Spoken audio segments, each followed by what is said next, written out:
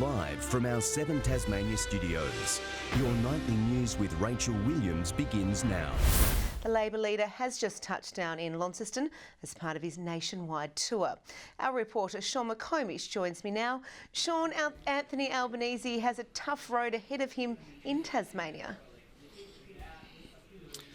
That's right, Rachel. The new Labor leader has picked the party's stronghold of Ravenswood to launch his national regrouping tour. And there's a reason for that. The party took a 9.5% whack here on election day. Now, we caught up with Mr Albanese a short time ago. Let's have a listen to what he had to say. So why have you picked Launceston as the first place to stop on your national regrouping tour? Look, it's very important that we talk to people who support us and thank them for that support. But it's also important that we listen to people who failed to support us at the election, learn from the lessons and ensure that we win next time. And BAS will be critical. How determined are you to win back the 2 Tasmanian seats that you lost? I'm absolutely determined. There is no MP on either side of politics from the North Island who spent as much time here in Tasmania over the last decade as I have. I love this state. I want this state to be the best that it can. And what that needs is a Labor government in Canberra that actually delivers for Tasmanians.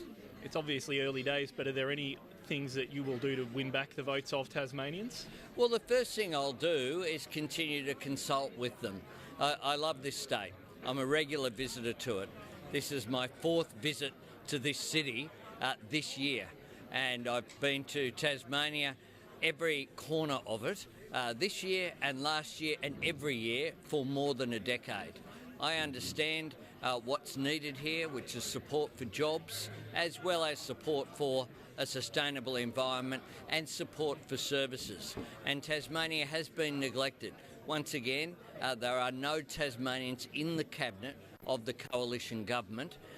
We have Julie Collins in our shadow cabinet leading the charge, representing Tasmanians. Perfect. We better leave it there. Thanks for your time. Thank you.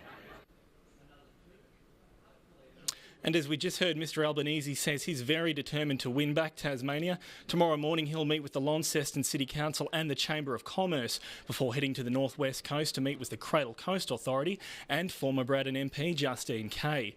Rachel? OK, thank you for that update, Sean.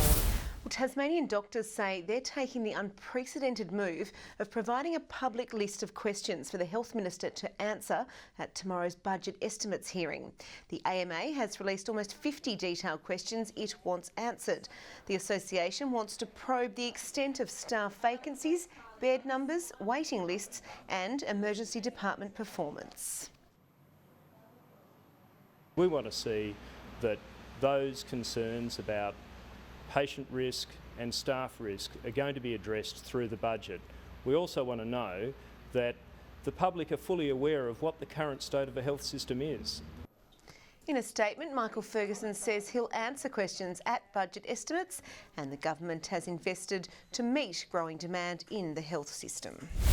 The Tasmania Fire Service is issuing a winter warning after a spate of house fires over the past week, including 2 deaths at Swansea and West Moona.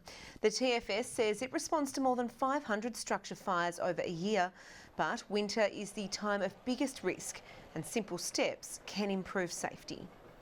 Installing smoke alarms in every bedroom, every hallway and above every stairwell. Developing a home fire escape plan. The proper use of electrical appliances and heaters.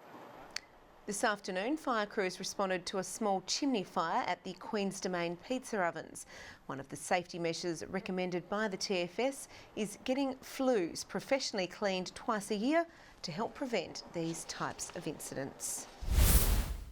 Campaigners say the war on drink drivers is far from over, with alcohol still a major factor in serious and fatal crashes. And they're launching a new advertising blitz, which is already raising eyebrows. You might wonder what a sick dog has to do with drink driving.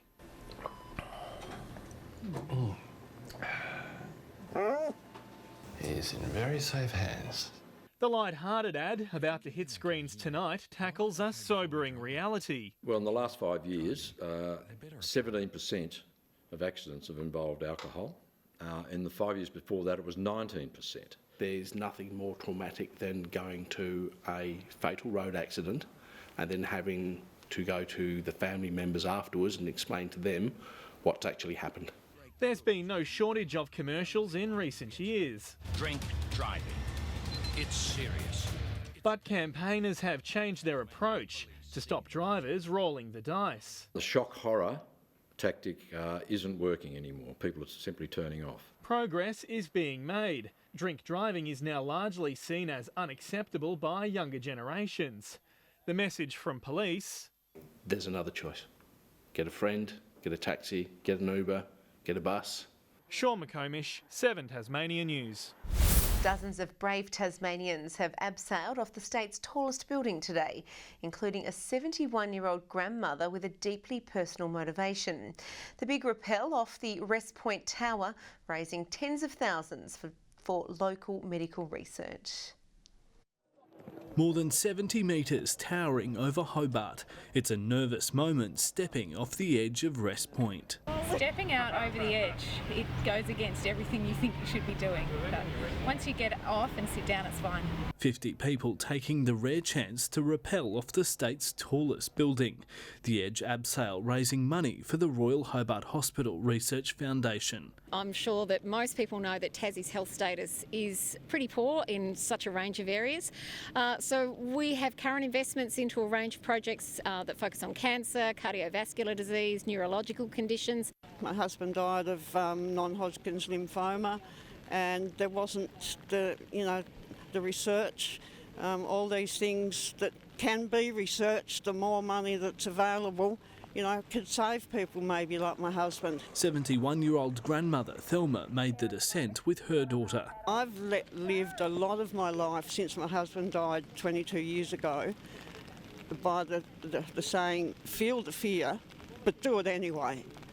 And did you feel that fear today? Oh no, I loved it. Who was more nervous? I think I was. I nearly backed out, but I didn't. Mum's my inspiration. Even the misty, wet weather not deterring the challengers. While we do keep an eye on the rain, what we're looking at most particularly is the wind. Earlier this week it was getting up there, but it's been delightful to see that it's a perfect still day today. And without exception, again, each of our participants has said it certainly hasn't dampened their experience at all. The event aiming to raise $40,000, with fundraising still underway. Michael Breen, 7 Tasmania News. 50 years after the curtain fell on the Mathina Football Club, a special tribute match has revived the team's colours at Pyengana Oval. It was an emotional day for club legends who saw their beloved maroon and gold out on the field one more time. It was a breakthrough moment for a once proud side, a reincarnation of the Mathina Football Club, half a century after it played its last game. And didn't the club greats love it? Nearly brings tears to your eyes. The main thing was football, right in the middle of the town, and if you didn't play, you didn't do anything. Times were tough in Mathina's final years. On one game day, playing stocks was so low, Jeff Brooks recruited a few men who'd been drinking at the local pub. We ran round the town and got 2 or 3 others to make a team up, and we got into it and we beat them. So they never got the points or nothing. That was the best day. The modern-day Mathina came in the form of the East Coast Swans, hosting Evandale in what's become an annual fixture at Pyengana. The country clash, the brainchild of local resident Mike Lefevre. We lose a lot in our little rural country areas, schools, shops, post offices, and I just thought it was something for the little rural country area. Good for Pyengana and good for other people. And the crowd was treated to an absolute beauty. Even the cows had a view of what will go down as the Pearl are at Pyengana. Evandale was chugging along early in the match before turning a 5-goal deficit into a 3-point win with a kick after the siren.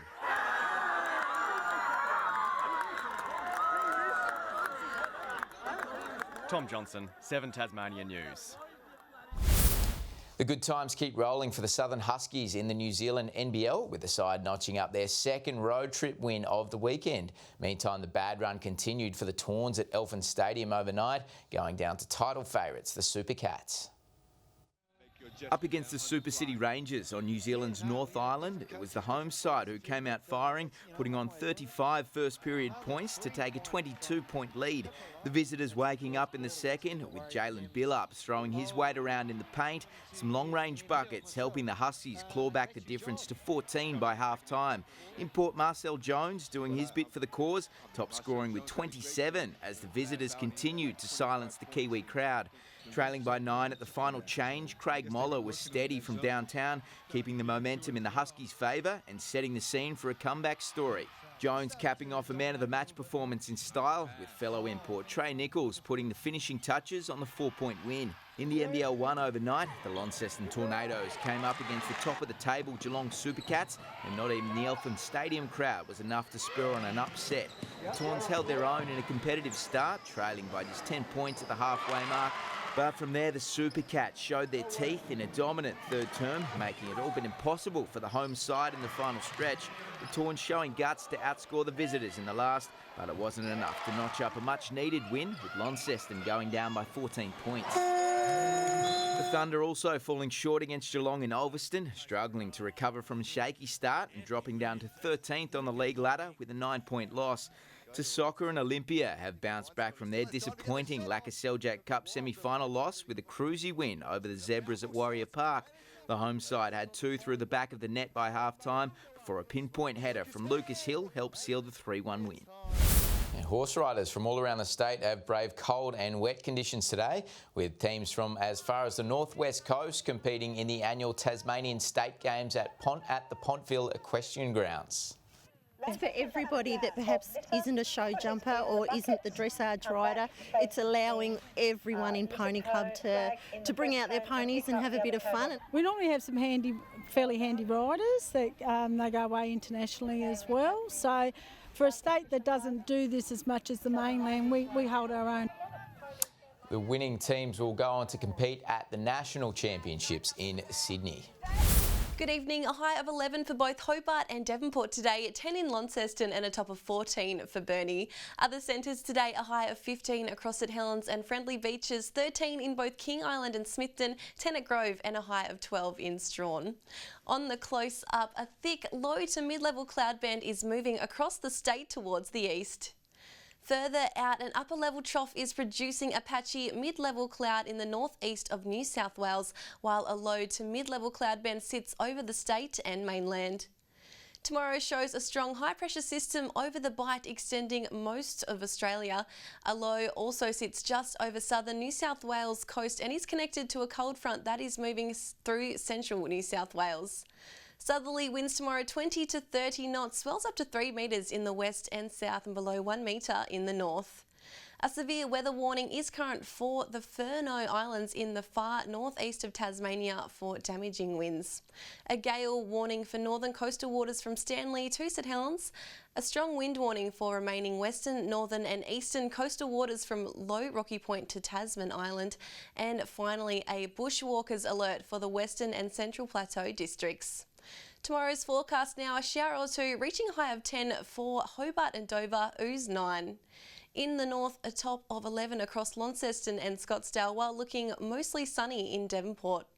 12 and sunny for Burnie and Stanley tomorrow, a shower or two for Strawn. Showers are easing in St Helens, Swansea 11 and Ross, a high of 8.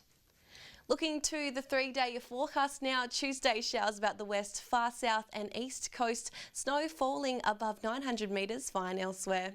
Wednesday showers about the west and far south, and finally Thursday showers about the west and far south, fine elsewhere. Capital cities, sunny for Perth and Alice Springs, 12 in Melbourne, looking at cloudy in Adelaide and possible showers in Sydney. And on to current temperatures, cloudy and 9 right around the state. That's all in weather tonight. Back to you, Rach. That's all your news for now. Thanks for joining us. Have a great week. Good night.